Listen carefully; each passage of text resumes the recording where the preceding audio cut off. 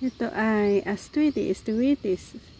Ano to? Ginagamit itong natural pampakulay para sa ating niluluto. Dahil gagawa tayo ng sotanghon, chicken sotanghon.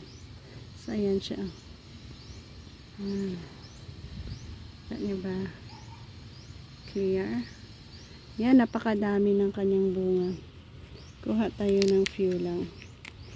Yan. Yan din ang. Yan. Dalawa. Ito siguro mas ano ay hindi. Ito kaya. Mura pa. Tatlo. Ang dami niyang bunga, oh. Ang dami niyang bunga. Kita niyo ba? At ang baba lang. Yan. Ito kaya. Alam mo naman pag ano na matigas na kasi. Yan. 3, enough na yan. Ay, 4 na kuha natin. Enough na yan pampakulay sa ating sotanghon. Chicken sotanghon ang ating gagawin.